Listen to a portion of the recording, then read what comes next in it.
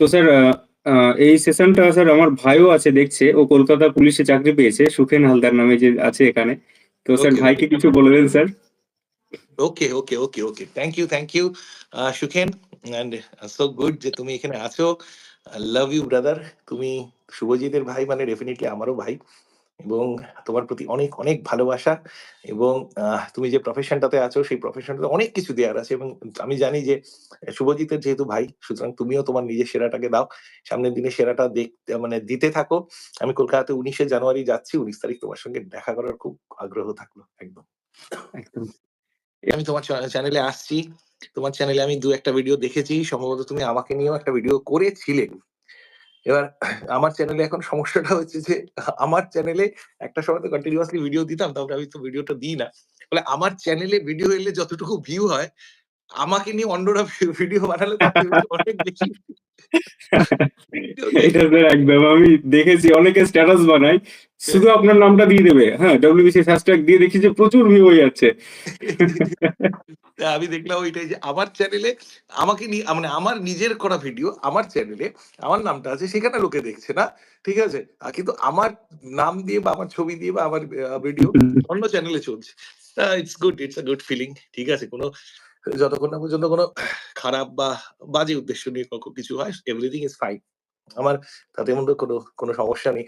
এবং মানে it's good যে তোমার প্ল্যাটফর্মে তোমার চ্যানেলে আসতে পারলাম। বিকজ পার্সোনালি তোমার সঙ্গে অনেকদিন ধরে পরিচয়।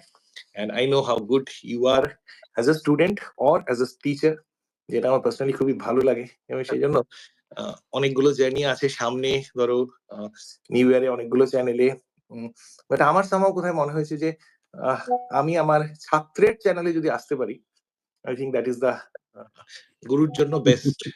সেটাই হতে পারে। সুতরাং আই ডোন্ট সি যে how big a channel is, but যে সেই চ্যানেলটাকে চালান তার হৃদয়টা কত বড় সেটাই দেখা আমার কর্তব্য। That's why I am here on your channel.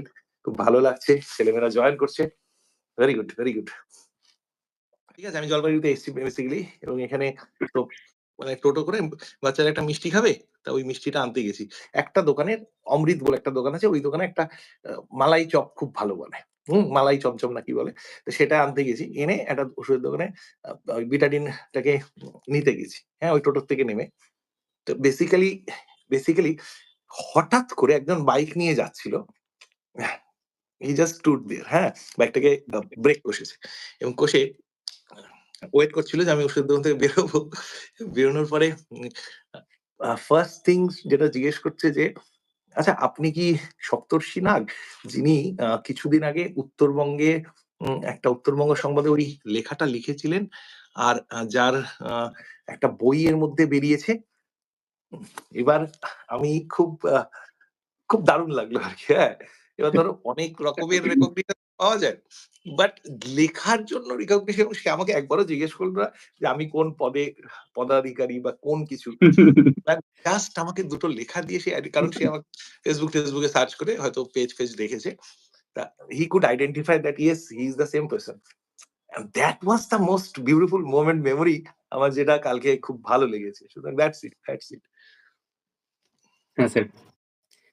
অর্থাৎ 24 তারিখে যে বইটা রিলিজ হলো, এটাকে বলতে পারো যে I have given my life for this. এই বইটার জন্য আমি আমার মানে জীবনের বলতে পারো যে খুব বড়সড় এনার্জি, বড়সড় কি বলবো যে একটা পার্টকে আমি বিলিয়ে দিয়েছি এই বইটার জন্য। সো দিস বুক মানে এটাকে আমি বলেছি যে this is the best work from me ever, এবং এই বইটা আমার সর্বকালের সর্বশ্রেষ্ঠ কাজ বলে আমি মনে করি। এটা হচ্ছে 28 দিনের চিন্তাধারা। অর্থাৎ আমরা তো সকলেই কিছু সমস্যায় ভুগি। বিশেষ করে একটা জেনারেশন, একটা সময় আমরা খুব অনিশ্চয়তা, দোদুল্যমান অবস্থাতে থাকি। যে সামনের দিনটা কিরকম আসছে। অনেক নেগেটিভ থটস আসতে থাকে। তাই না? তারপর আমি চিন্তা করতে থাকি যে আমাকে নিয়ে অন্যে কি ভাবছে, অন্য কত সমালোচনা করলো। হুম? আমি আমার নিজের আ রাগকে কন্ট্রোল করতে পারি না। আমি ঠিক এক্সাক্টলি কোন কথাটাকে বলবো সেটাকে কন্ট্রোল করতে পারি না। বা আমি আমার বাবা-মা যে এত special, how will I treat them? এই সবকিছু উম সবকিছু মিলিয়ে, বা বলতে পারো যে একটা মানুষ ঠিক করবে যে সে কখন তার মৃত্যু হবে। তাই না? মানে জন্ম থেকে মৃত্যু, আমাদের জন্মদাতা জন্মদাত্রী আমাদের বাবা মা, সেখান থেকে শুরু করে আমার নিজের জীবন, এটা এন্ডটা কিভাবে করা উচিত, জীবনে কি কি করে যাওয়া উচিত, এই সবকিছুকে নিয়ে বইটা, হুইচ ইজ আই বিলিভ একটা লাইফ চেঞ্জিং বুক, যেটা পড়লে মানুষের চিন্তাধারা আহ চিন্তাধারা বা জীবন দর্শনটা খানিকটা হলেও বদলাতে পারে। অ্যান্ড ইটস বেসিক্যালি একটা আহ, চড়াই উতরাইয়ের বই। বইটা কখনো তোমাকে ভাবাবে, কখনো তোমাকে শেখাবে, কখনো তোমাকে কাঁদাবে, বা কখনো তোমাকে কি বলবো যে চোখে আঙুল দিয়ে কিছু কথা দেখিয়ে যাবে জীবন সম্পর্কে। So basically this book is all the emotions, লাইফের যে ইমোশনস গুলো রয়েছে সেগুলোকে এক সূত্রে এক গ্রন্থিতে বাঁধা। এবং আই থিঙ্ক যারা যারা পড়েছে তাদের তো ভালোই লেগেছে, এবং দে আর গিভিং ওয়ান্ডারফুল রিভিউজ, যেটার জন্য আমি তাদের কাছে ধন্য বা কৃতজ্ঞ। এবার আশা করি তুমিও পড়ে ফেলেছো, যেটা তোমার স্যার সাথে কথা হচ্ছিল। সো আই এক্সপেক্ট যে তুমি মানে লেটস চেঞ্জ আওয়ার রোলস। আমি তোমার interviewer, because you are my reader. তাহলে আমি তোমাকে প্রশ্ন করছি শুভজিৎ, আচ্ছা, অনেস্টলি বলবে, যেটা অনেস্টলি, না বইটা একদম একদম স্যার। বইটা কেমন লেগেছে, অনেস্টলি তোমার কেমন লেগেছে? স্যার বইটা এখনই যেটা বললেন না যে বইটা কখনো কাঁদাবে, কখনো হাসাবে, হ্যাঁ, কখনো এমন ভাবে ইমোশনাল করে দেবে, কখনো আবার মানে যাচাই করতে শেখাবে। যেমন আমরা জীবনে অনেক জিনিস ভুল করি, মানুষ চিনতে ভুল করি, কি করে মানুষ চিনবো, আর মানুষ চেনার যে প্রসেস গুলো রয়েছে অনেক ক্ষেত্রে আমি দেখেছি, অনেক বই পড়েছি স্যার, অনেক জায়গায় দেখেছি যে আমি মানে শুধু বলতে পারছি না, কারণ এখনো যারা পড়েনি তাদের জন্য ফাঁকা আমার একটু বাকি রাখতে হবে। তো তো একদম। এখানে আহ, বন্ধু জিনিসগুলো কি করে চিনবো আমরা, হ্যাঁ, হুম, আহ, এখানে প্রত্যেকের অনেক বড় বড় লেখক আমি পড়েছি, তাদের থটটা পুরো একরকম, কিন্তু আপনি সেই জায়গা থেকে পুরো উল্টো দিকে হেঁটে খুব সুন্দরভাবে জিনিসটা বলেছেন। হুম যেটা পড়তে পড়তে আমি খুব এক্সাইটেড হয়ে পড়ছি স্যার, ধীরে সুস্থে বলছি, কোনো অসুবিধা নেই। আহ, পড়তে পড়তে একটা ওই দুটো সিনেমার কথা মনে পড়ছিল। একটা সিনেমা হচ্ছে স্যার, কদিন আগে 12 ফেল যে সিনেমাটা দেখলাম, হ্যাঁ, ওখানে যে ওই একটা চাওয়ালা আছে না, গড়ি নাকি বেশ নাম, হ্যাঁ, ওই ছেলেটাকে খুব ওই উপরে তুলে দেয়, বলছে যে তোমার জয় মানে পুরো ভের বকরিকা জয়, আমাদের মতো সবার জয়। এখানে একরকম বন্ধু দেখলাম। আবার ঠিক থ্রি ইডিয়টস এ একটা ডায়লগ ছিল যে বন্ধু যখন ফেল করো তখন খুব দুঃখ হয়, আর যখন সে ফার্স্ট হয়ে যায় তখন চরম দুঃখ হয়। তো এই জিনিসগুলো এখানে কিন্তু সুন্দরভাবে পড়লাম, আর আমি ওই থট গুলো মাথার মধ্যে চলে আসলো যে হ্যাঁ, ঠিকই তো, অনেক জিনিস আমি বুঝতে পেরেছি যে বন্ধুর আহ, সংখ্যা জিনিসটা। হ্যাঁ স্যার। একটা বার জাস্ট ইন্টারাপ্ট করছি, হুম যে হুম এই বইটা একেবারেই মানে ফিকশন নয়, নন ফিকশন বুক, মানে গল্প নয় এটা। এটা তো জানোই তো নন ফিকশন এবং ফিকশনের পার্থক্য। বাট আমরা যখন সিনেমা দেখি না, আমাদের সিনেমা, দেখো হিন্দিতে অনেক ডিরেক্টরস রয়েছেন, তাদের মধ্যে একজন ডিরেক্টর কিন্তু, তিনি আমার খুব ব্যক্তিগত পছন্দের।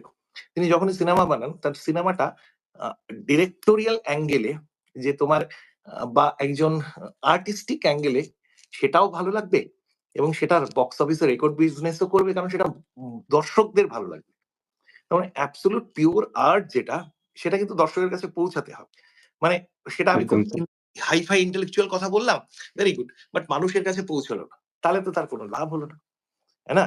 এই ডেফিনেটলি স্যার। এই জায়গাটাকে বইটা লেখার সময় তুমি খুব ভালো উদাহরণটা টানলে থ্রি ইডিয়টস, যে সামহাউ কোথায় যেন রাজকুমার হিরানি তার প্রভাবটা আমার মধ্যে ছিল, যে আমি মানে রাজকুমার হিরানি দ্বারা ইনফ্লুয়েন্সড একটা আইডিয়া, সেটাকে অবলম্বন করেছি, যে শুধুমাত্র এক গতে কথা বলে উপদেশ দেয়া নয়, উপদেশগুলোকে জীবন সংক্রান্ত করে অ্যাপিলটাকে জেনুইন করা, so that people can enjoy reading this book. তারপরে আমি উইংস অফ ফায়ার পড়েছি আব্দুল কালাম স্যার। তো একদম। ওইখানে মানে আপনার লেখা পড়তে পড়তেছি, মানে ব্যাপারটা হচ্ছে স্যার বলি, মানে অনেক জিনিস পড়ে থাকি আমরা, আমাদের মাথায় সাবকনসিয়াস মাইন্ডে অনেক জিনিস ঢুকে আছে, কিন্তু যখন আপনার এই লেখাগুলো পড়ছি সেগুলো আবার উদ্ভাসিত হচ্ছে ব্রেনের মধ্যে। ঠিক ওই সিচুয়েশনটা মনে পড়লো, কালাম স্যার যখন ওই 8 জন 9 জন 9 নম্বর হয়েছিলেন মনে হয়, ঠিক আছে, 8 জনকে নিল, তিনি যখন হয়ে গেলেন, হোপলেস হয়ে গিয়ে যখন তিনি আবার ওই একটা আশ্রমে গিয়েছিলেন, ঠিক আছে, তখন ওই আশ্রমের যাই হোক কোনো একজন মনীষীর কথাতে তিনি কিন্তু আবার বললো এখানে শেষ নয়, হ্যাঁ, যেখানে শেষ হচ্ছে সেখান থেকে আবার শুরু হতে পারে। আবার নিজের মধ্যে যে শক্তিটা সেটা কিন্তু সঞ্চার করে তিনি আবার আমরা একটা পাইলট পেতাম শুধু, কিন্তু সেখান থেকে একটা বড় বিজ্ঞানী পেলাম। হ্যাঁ? একদম, এই একদম। এই জিনিসগুলো সুন্দর করে স্যার আপনি মানে এখানে দেখিয়েছেন। হ্যাঁ, এই লেখাগুলো পড়ে এটা ফুটে উঠলো। এটা একটা জিনিস। আর প্রপোজাল সবচেয়ে বড় কথা যে শুভজিৎকে আমি কিন্তু মেসেজ পাঠিয়েছি। কারণ শুভজিতের সাহস ছিল না যে আমাকে বলবে, "স্যার একটা লাইভ করবেন?" তাহলে আমি আবার ওকে বলব কিনা যে, "এ বাবা! তোর চ্যানেলে লাইভ করব? তোর তো ১০,০০০ মতন সাবস্ক্রাইবার আছে, ১১,০০০ সাবস্ক্রাইবার আছে।" ঠিক আছে? ও হয়তো মনের মধ্যে এরকম ধারণা ছিল। আমি বললাম যে, "একটা কাজ করতে পারি। যেহেতু শুভজিৎ খুব একটা গ্রাউন্ডেড ছেলে এবং একটা অনেস্ট ছেলে। তাহলে ওর ১১,০০০ সাবস্ক্রাইবারটাকে ১১০০ অন্তত সাবস্ক্রাইবার আরো বাড়াতে আমি হেল্প করতে পারি। ওর চ্যানেলে আমি এসে। তাতে ও আমাকে চিরদিন মনে রাখবে।" তাই না? সুতরাং I think that is it. That is the appreciation টা। এটাই হচ্ছে লাইফে আজকাল খুব বড় ভাবে মিসিং। সুতরাং এটাই বইয়ের মধ্য দিয়ে সেটা করতে এটা চাচ্ছি। আমার কাছে একটা বড় সুযোগ স্যার এই জিনিসটাকে সবার কাছে পৌঁছে দেওয়ার। কারণ আ কোনো ভালো জিনিস যখন আমি নিজে পাবো আমি সবসময় এটা বিশ্বাস করি। যেহেতু এটাও হ্যাঁ, এই জিনিসটা আমি অনুভব করতে পারলাম আপনার এই যে লেখাগুলোর মধ্যে না, যে কিছু জিনিস বুঝতে পারলাম। আমি বিগত ৬-৭ বছর হলো আ গ্রামের বাচ্চাদেরকে আমাদের একটা এনজিও আছে। প্রায় ৫০০ মতো বাচ্চা আমরা ৬-৭ বছর ধরেও তাদের নিয়ে কালচার করি। হ্যাঁ, তার বেশি হয়ে যাবে মনে হয়। তো সেই বাচ্চাগুলোকে যখন কিছু একটা হয়তো আঁকা দেখাতে আসছে বা কিছু কাজ করছে, আমি শুধু ওকে কিছুই বলি না। "ওহ! খুব সুন্দর হচ্ছে। হয়ে যাবে, চিন্তা নেই।" দেখি ওদের মধ্যে একটা আলাদা মানে শক্তি চলে আসে, হ্যাঁ? ওরা হুম, হ্যাঁ, মানে ওদেরকে বলতেই হয় না। অন্যান্য সব আমি দেখি যে মেরে প্রাইভেট পাঠাচ্ছে, মেরে স্কুল পাঠাচ্ছে। কিন্তু রবিবার হলে পরেই সকালবেলায় আমি যাওয়ার আগে ওরা হাজির। শীতের মধ্যে কুয়াশা দেখি ছেলেপেলে এসে হাজির। হ্যাঁ, এই এক্সাক্টলি। জিনিসটা মানে বইটা স্যার আপনি খিচুড়ি করে দিয়েছেন। কেন? স্যার বলছি। খিচুড়ি খুব প্রিয় জিনিস। খুব প্রিয় জিনিস খিচুড়ি। আমি খুব ভালো খিচুড়ি রান্না করি। এবার এই খিচুড়িটা কেমন রান্না করেছি সেটা তুমি বলবে। আচ্ছা। স্যার আমার কথা কি শোনা যাচ্ছে? একদম। দেখবেন স্যার খিচুড়ি আমরা খাই, হুম? কিছু খিচুড়ি বাজে লাগে, কিছু খিচুড়ি দারুণ লাগে। তো স্যার আপনি এত সুন্দরভাবে মিশিয়েছেন জিনিসগুলোকে। আমি মানে ভুলে যাবো আমি জানি, সেইজন্য কিছু পয়েন্ট লিখে রেখেছি এখানে। কারণ এক্সাইটমেন্ট এ আমি বইয়ের নামটাই ভুলে যাচ্ছিলাম। ব্যাপারটাও স্যার আমি যেটা দেখতে পেয়েছি, বিজ্ঞান মানে সায়েন্সকে, দর্শনকে, সাহিত্যকে, হ্যাঁ? হুম। বিজ্ঞান, সাহিত্য, দর্শন, ইমোশন, ইমোশনের যে পাওয়ার কতটা, এই জিনিসগুলোকে এত সুন্দরভাবে স্যার মিশিয়েছেন, আমি মানে ভাবছি যে আ কিছু জিনিস আছে বৈজ্ঞানিকভাবে যে আমাদের মাইন্ডকে কন্ট্রোল করার যে জিনিসগুলো আছে, হ্যাঁ? তারপরে আ আমি এখন সব বলতে পারবো না। তোমরা ওয়েট করো, বইটা তোমরা নিজেরা পড়বে। আমি তাও কিছু জিনিস বলছি। কারণ তোমাদের জানা দরকার। তাহলে বুঝবে যে হ্যাঁ, বইটা থেকে কি পাবে তোমরা। স্মৃতিশক্তি কিভাবে বাড়াবে? স্মৃতিশক্তি কিভাবে বাড়াবে? আর এখন ঠাকুমার ঝুলিগুলো দেখতাম না? ঠাকুমার ঝুলিতে কি বা অন্যান্য যে কার্টুনগুলো দেখতাম, অনেক মোরাল স্টোরি গুলো দেখতাম। মানে শেষে একটা সুন্দর আ একটা বিষয়কে একটা গল্পের ছলে বোঝানো হতো। আপনি ঠিক এমনটাই করেছেন এই বইয়ের মধ্যে। কিছু আ এমন গল্প, কাল্পনিক গল্প দিয়েছেন, হুম? তারপরে একদম নিজের বাস্তব অভিজ্ঞতা দিয়েছেন কিছু। আর কিছু একদম। আ সুন্দর বড় মনীষীদের তারা কি করে বড় হলো থেমে না থেকে, এই জিনিসগুলোও দিয়েছেন। মানে সবকিছু মিলিয়ে মিশে দারুণ একটা উপস্থাপনা স্যার। তন্ময় বইটির নাম কি 'মেক ইট বিগ' না গো 'মেক ইট বিগ'টা আমার ১ম বই ছিল। এবার '28 ডেইজ অফ থিংকিং ডিফারেন্টলি' এই বইটার নাম। আর এই বইটা স্যার এমনভাবে লিখেছেন যাতে ছোট থেকে বড় সবাই পড়তে পারে। আপনি তো বললেন, হ্যাঁ? অনেক বইয়ে আমরা থাকি না যে বাংলা ভাষায় যেমন লেখা থাকে যে কুজ্ঝটিকার অন্ধকার পেরিয়ে স্রোতস্বিনী নদীর গহীন অরণ্যে, এইরকম কোনো মানে ভয়ংকর কোনো ওয়ার্ড কিছুই নেই। কিছু ওয়ার্ড আছে যেগুলো খুব সুন্দর আমরা মানে শিখতে পারি, হ্যাঁ? কিছু শেখার আছে, কিন্তু ওভারঅল বইটা খুব সুন্দরভাবে একদম সাবলীল ভাবে লেখা। এটা সবার পক্ষে খুব হেল্পফুল হয়েছে। মানে আমার পক্ষে তো হয়েছে। আমি আমার দৃষ্টিভঙ্গি থেকে স্যার বলছি। একটা আর বই হ্যাঁ, স্যার। একটা বইকে আমার যখন ওয়েবসাইটে আমি যখন লেখাকে লিখি, I am known for writing very complex in a very complex way. আমার লেখা প্রচন্ড কমপ্লেক্স হয় আরকি, হ্যাঁ? আমি যখন ইংরেজি লেখা লিখি। তা পা উম আমার একটা লেখা এরকম আমার এক ছাত্র বলেছিল, "স্যার অসাধারণ লিখেছেন।" আমি বলছি, "তাই?" এবার ওর কাছ থেকে আমি অসাধারণটা এক্সপেক্ট করিনি। বলছে, "হ্যাঁ, স্যার অসাধারণ লিখেছেন।" কারণ কিছুই বুঝলাম না। ঠিক আছে? এবার কিছুই বুঝলাম না মানে তো অসাধারণ লিখেছে। মানে এত কঠিন ইংলিশ হয়েছে যে স্যার কিছুই বুঝতে পারিনি। হ্যাঁ? আমার বাড়িতেও বলেছে। আমার যখন মানে লেখার জার্নিটা শুরু করেছিলাম তখন আমাকে বলেছে যে, "আচ্ছা তুমি এত কঠিন, কঠিন লেখো কেন?" হ্যাঁ? আমি বললাম, "ওইটা আবার আসে। কঠিন লেখাটা আবার আসে। মানে কঠিন লিখি মানে ওই লেখাটার পাঠক আবার আলাদা।" হুম? হুম, হুম, কিন্তু হুম। ওই যখন আমি লিখি তখন কিন্তু তুমি ভাবো আমাকে লড়াই করতে হয় নিজের সত্তার সঙ্গে। আমাকে খুব সিম্পল ওয়েতে বই লিখতে হবে।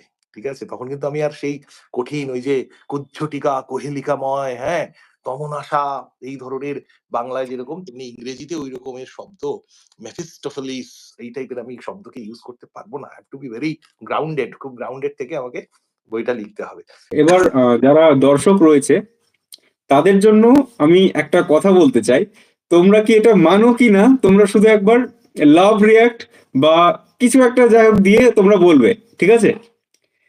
এর আগের দিন আমাদের একটা স্যার বলেছিলেন, অরুণাংশু স্যার, তিনি একটা সুন্দর কথা বলেছিলেন। কথাটা আমি শুনেছিলাম যে স্যার বলেছিলেন আমাদের সপ্তর্ষি স্যার হলেন চলমান গাইড বুক। সপ্তর্ষি স্যার হলেন নিজেই একজন চলমান গাইড বুক। তোমরা কে কে মানো এটা তোমরা কমেন্টে জানাও। একদম সাজু, এটা আমরা প্রত্যেকেই মানি। সুজিকা সায়নদীপকে আমি